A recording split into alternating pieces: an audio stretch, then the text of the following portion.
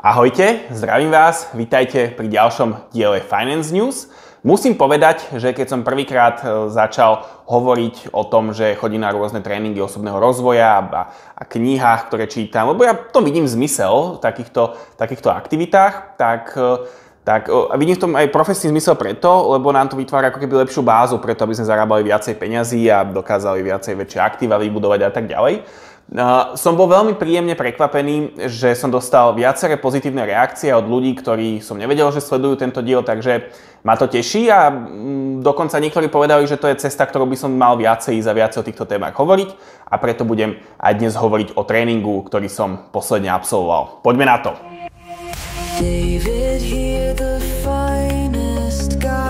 Začal by som tým, že chodievam cvičiť a cviky, ktoré mi idú najťažšie, sú rôzne lastovičky s rôznymi závažiami a takéto balančné cvičenia, kde človek má držať rovnováhu a keď sa tam pridá nejaká, hoci len drobná váha, tak má s tým akože celkom problém. Čiže tieto balančné cviky sú asi najslabšou kategóriou mňa a môj typický prístup k tomu bolo, keď som môjmu trénerovi povedal, OK, budeme sa tomu venovať, je to niečo, čo by som chcel sa v tom dostať aspoň na trošku lepšiu úroveň, tak som sa ako keby pustil do tej oblasti, že ideme sa s tým popasovať. Tak nejako fungujem v živote a aj o tom je vlastne trošku toto video, lebo mi to veľa povedalo čosi o mne. Bol som pár dní dozadu, odkedy asi toto dielo vychádza, som bol na stretnutí alebo takej téme osobného rozvoja, ktorá riešila práve ako keby tento balans a reč tela a shape a už som viackrát ako keby na túto tému hovoril a vôbec som nevedel, že sa dostaneme až do takej hĺbky témy balancu, že sa mi to takto spojí s tým, čo som v podstate ráno cvičil, som tento balans a po obede som sa vlastne bavil o balance a prežívaní vnútorných emócií. To je veľmi zaujímavé, takto by som takýto teasing použil. Celé to bolo o tom, že som bol na balančnej podložke pomerne hrubej, ja si ju chcem kúpiť do kancelárie a potom na nej trénovať, bol som na nej bosý a na tejto balančnej podložke som v zásade stál, čo bolo celkom také akože jednoduché a mal som sa pozerať doľava, doprava a čo bolo zaujímavé inak, že aj pri tých cvičeniach, že som mal na jednej nohe mám balans lepší ako na druhej nohe. Čiže je tam nejaké trošku vyosenie. A aj keď som sa akože pozeral doprava, tak bolo, z môjho pohľadu hovorím, tak to pre mňa bolo v zásade trošku jednoduchšie, ako keď som sa pozeral doľava. Keď som sa mal predkloniť dopredu, tak som sa cítil stabilnejšie, ako keď som sa mal ako keby dať sa viacej napätý, vtedy som sa cítil menej stabilne, čo je asi prirodzené. A až potom som neskôr zistil, že to vypovedá veľmi veľa o tom, ako ja fungujem, že ja som človek, ktorý je nastavený akože dopredu, riešiť problémy, prebrať zodpovednosť za veci a ako keby ísť týmto smerom. Čiže ja sa v tejto polohe, kde som predklonený, už som to vo viacerých videách hovoril, cíti naozaj dobre a pretože to hovorí o tom, že ako som nejako vnútorne nastavený, kdežto relaxovať a takto byť, to mi nie je úplne že pohodlná pozícia, keď niektorí zase ľudia si viem predstaviť, že sedia takto a sú viac ako keby v tom pohodlí a viacej sú ako keby opretí v tom živote, sa viacej pridržajú, nie že pridržajú niektorých vecí, ale sú schopní sa viacej ako keby, aj to hovorí napríklad o spoľahnutí sa na ľudí, že sa viacej spoliehajú na ľudí, že sa vedia o nich oprieť a tak ďalej. Čiže aj o tomto všetkom napríklad hovorí, že aký sme dobrí v balance. Mne sa to fakt nechcelo veriť. Ja som si to naozaj, že potom cez ChatGPT som si dal rôzne zdroje vyhľadať, ktoré mi to akože potvrdzovali, že bolo to pre mňa naozaj zaujímavá oblasť, preto som sa rozhodol toto video natočiť, ale skutočný záhul prišiel vtedy, keď som na balančnej podložke mal zavrieť oči. To vám poviem, to bolo akože ťažké. Dovtedy to bolo len, že to trošku o mne vypovedalo, sme sa rozprávali, že kde mám akú tenziu, že či cítim tenziu skôr v bruchu, v kolenách, v bedrách, v ramenách, či na jednej nohe viacej, na druhej nohe a tak ďalej. Čiže to všetko ako keby hovorilo o nejakých vnútorných nastaveniach tela, nervovo-svalovo-hormonálny systém, ako je nastavený, ktorý je z veľkej miery definovaný z veľkej časti ranným detským vývinom, tak sa nastaví nervovo-svalovo-hormonálny systém a ten potom definuje, aký máme shape tela. Hej, niektorí môžu mať, inak z toho potom aj vychádzajú rôzne bolesti krížov a tak ďalej, či hlavne v pokročilých vekoch. Takže toto všetko s tým súvisí a keď sa človek ako keby, a tu trošku predbieham, aktivuje ten trauma vortex, to znamená, že sa ako keby vrátime do tých emócií, v ktorých vznikali a nedokončili spracované emócie nedokončí sa spracované emócie, tak v tomto trauma vortexe človek nie je úplne slobodný, vtedy za neho hovoria vlastne emócie, ktoré vtedy v danom čase nedokončil. Dokonca vám poviem, trošku mi teraz napadla jedna vec. Ja som si raz dávno všimol, to bolo roky dozadu, že som sa s niekým hádal a som ako normálne, že som nevedel hovoriť, som mal proste stuhnutú sánku, čo sa mi v živote nedeje. Ale hovorilo to o tom pravdepodobne, že to vo mne aktivovalo nejakú situáciu, kedy som chcel niečo povedať, ale som to nedokázal povedať, alebo mi, aj možno asi rodičia nie, ale možno nejaké na základnej škole, alebo materskej škôlke mi proste povedal niekto buď ticho a z toho je toto stiahnutie, hej, že človek zažil stres a nedokázal sa vysloviť. Inak veľmi veľa ľudí toto má, stuhnutú sánku, keď sa ako keby niečo chce povedať a nevie, tak sú to práve tieto emócie a práve tento trauma vortex, čo je teda zaujímavé. Aktiváciou tohto trauma vortexu človek dokáže tie ako keby sekvencie emočné dokončiť a vlastne prechádzame do druhej fázy a to je healing vortex, kedy sa ako dochádza k dokončovaniu týchto sekvencií a človek je potom sa v zásade stáva vyrovnanejším a viacej vo svojom centre. A ja musím povedať, trošku poviem aj o mne viacej. Ja som človek, ktorý je akože hodne nastavený dopredu a viem celkom dobre fungovať pod stresom a pod tlakom a pre mňa je to akože prirodzené prostredie a väčšinou okolo seba nešírim nejaký kľud a lážo, plážo, ale väčšinou okolo seba vytváram takú nejakú auru, ok, ide, maká sa, poďme, zvládneme to, akože taký som hnáč dopredu. Takže to tiež súvisí s niektorými vecami, ktoré sám na sebe len teraz začnem odhalovať aj vlastne aj vďaka tejto balančnej podložke. Ale teda akože tá skutočná hra začala vtedy, keď som zavrel oči.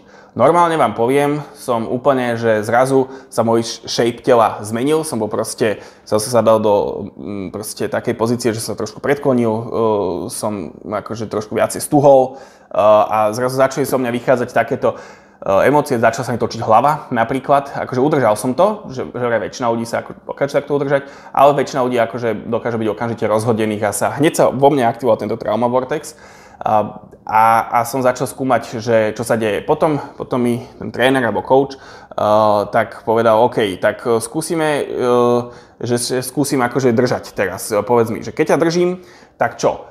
Cítiš sa stabilnejšie alebo nie. Že keď alebo sa môžeš jemne o mňa oprieť. Cítiš teraz väčšiu stabilitu, dokážeš sa oprieť a spoľahnúť sa na mňa, alebo stále ako keby s tým zápasíš. No, ja som sa nevedel až úplne tak spoľahnúť, čo som sám akože o sebe prekvapený, ale v zásade sa potom mi to dáva o sebe aj taký zmysel, že väčšinou sa naozaj že spolieham hodne na seba a to proste akože až takto ďaleko som nechcel úplne v tomto videu zájsť, ale teda poviem aj toto. A teda tiež sú to vlastne vo mne nejaké sekvencie, ktoré každý máme a ja som ich začal len pri tomto tréningu odhalovať. Potom to bolo, že na ktorú stranu sa viem viacej oprieť, na ktorú stranu sa viem menej oprieť. Počkajte, pozriem si body, čo som si pripravil. A je to teda akože tak začali zisťovať rôzne, kľudne si pogooglite, každá strana, každé trošku o niečom, nejakej inej časti to hovorí, predsa nejakú hemisféru máme viacej kognitívnu, niektorú máme viacej emočnú a ja som práve ako keby v tej emočnej časti toho tela, tak cítil sa podstatne slabší, ako keď som sa mal na tú logickú časť toho tela, tú racionálnu, tak tam som sa cítil v podstate stabilnejšie a silnejšie a pevnejšie, čiže takto, ale skutočná hra bola dosiahnuť rovnováhu, vyrovnanie a pokoj na tej balančnej podložke, keď mal človek zavreté oči. To sa mi, som povedal, až tak úplne nepodarilo. Počasie som sa dokázal skľudniť, vyrovnať sa, môj dých sa stabilizoval, takže ako keby trošku pre mňa bolo zaujímavé, že som v zásade si nemohol začať bojovať, ale musel som ako keby v to nájsť ten balans a tú situáciu prijať a akceptovať takú, aká je. To bolo pre mňa akože skúsenosti zaujímavé, teda musím povedať. Ale podarilo sa mi to a určite chcem v týchto cvičeniach a týchto tréningoch pokračovať, lebo je to príliš zaujímavé pre mňa na to, aby som to ukončil.